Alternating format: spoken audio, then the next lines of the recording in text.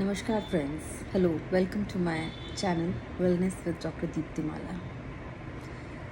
जैसा बीच बीच में मैं अपने कुछ पेशेंट्स आपके साथ शेयर करती हूँ, तो आज भी मैं एक पेशेंट के बारे में आपको बताऊँगी, अपने आईसीयू पेशेंट्स को शेयर करने से मेरा पर्पस ये रहता है कि उसके द्वारा एक सोशल मैसेज भी मैं देना चाहती हूँ। हमारे पास एक बिल्कुल जवान लड़का 25-26 साल का कल अभी एडमिट हुआ। उसने अपने गले से फंदा लगा के घर में वो लटक गया था, सुसाइडल हैंगिंग। तो आप समझ सकते हैं एक परिवार के लिए के ऊपर क्या बीतेगी जब उसका बिल्कुल जवान बेटा 25-26 साल का ऐसा कदम उठाए। हमारे पास जब इमरजेंसी में आए तो पूरे असेसमेंट के बाद परिवार को सब समझाते हुए कि समय के साथ ही पता लगेगा कि कितनी क्षति पहुंची है दिमाग को, क्योंकि गले पे जब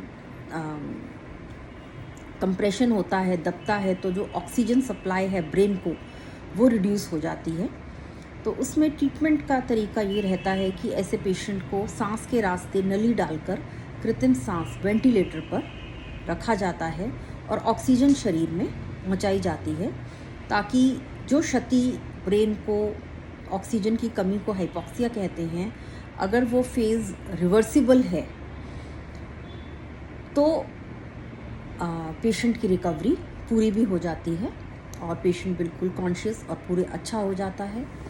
और यदि किसी कारणवश जो गले पे कंप्रेशन रहा वो लंबा रहा और ब्रेन में ऑक्सीजन की काफ़ी कमी हो गई है, तो रिकवरी डिपेंड करती है बहुत सारे फैक्टर्स पे। कई पेशेंट्स ऐसे भी होते हैं जो आजीवन बिस्तर पर ही रहना पड़ता है, जिसे हम एक वेजिटेटिव स्टेट कहते हैं।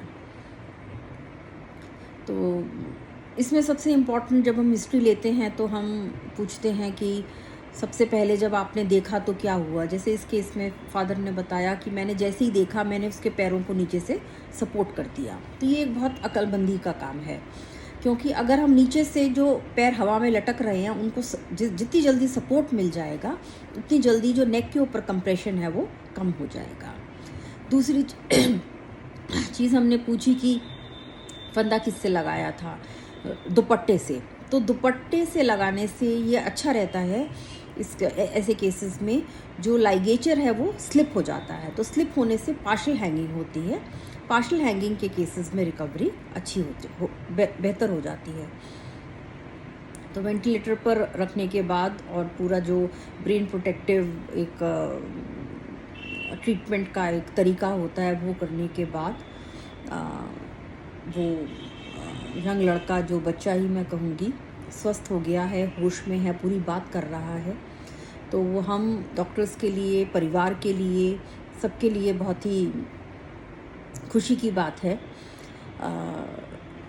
तो जब उसके फादर से रीज़न पूछा तो वो बच्चा पिछले 2-3 महीने से अलग अलग कम्पिटिटिव एग्ज़ाम्स दे रहा है जॉब्स के लिए, उसको जॉब नहीं मिल रहा है, वो इस वजह से इतना परेशान था। तो ये जब आज हम अपने कोलीग्स से डिस्कस कर रहे थे तो करते करते दिमाग में ये बात आई कि एज पेरेंट्स, हम पेरेंट्स का ये बहुत बड़ा कर्तव्य बनता है अपने बच्चे को हारना भी तो हमें सिखाना पड़ेगा। हर पल हम सोसाइटी को, एजुकेशन सिस्टम को, इस सब को कोसते रहेंगे, उससे कुछ नहीं होगा। तो हार के लिए भी हमें तैयार करना है। ऐसा नहीं है कि, पर हमारा जो सिस्टम है, हमारा समाज है, सारा फोकस जो है वो जीत पर ही रहता है। और लोग उन्हीं लोगों को याद रखते हैं जो अपने उसमें पढ़ाई में हो तो जो क्लास में टॉपर है, प्रोफेशन में हो तो कौन कितने ज़्यादा पैसे कमा रहा है। तो सिर्फ टॉपर्स को मिसाल के तौर पे शायद याद रखना अच्छा भी है, पर अगर 1 से 50 बच्चे हैं तो कोई ना कोई बच्चा तो 25वें नंबर पर भी आएगा, कोई 50वें नंबर पर भी आएगा। तो ये चीज़ आगे ज़िंदगी में भी चलेगी। तो हमें अपने बच्चों को ये समझाना, ये सिखाना बहुत ही ज़रूरी है कि जो हार है वो ज़िंदगी का बहुत ही अहम एक पार्ट है लाइफ का। तो उस हार को हमें कैसे फेस करना है, तो जिसे कहते हैं ना, जो जितना अच्छा फेलियर हैंडल कर पाता है उतना ही अच्छा वो सक्सेस को हैंडल कर पाएगा। तो आज मैं आपसे ये कहना चाहती हूँ, अपने बच्चों को, अपने आसपास जो भी लोग हैं, हमें हार का कैसे मुकाबला करना है, ये भी हमें उन्हें सिखाना होगा। ये हमारा दायित्व है। इसके साथ मैं आप सबको नमस्कार करती हूँ। Thank you.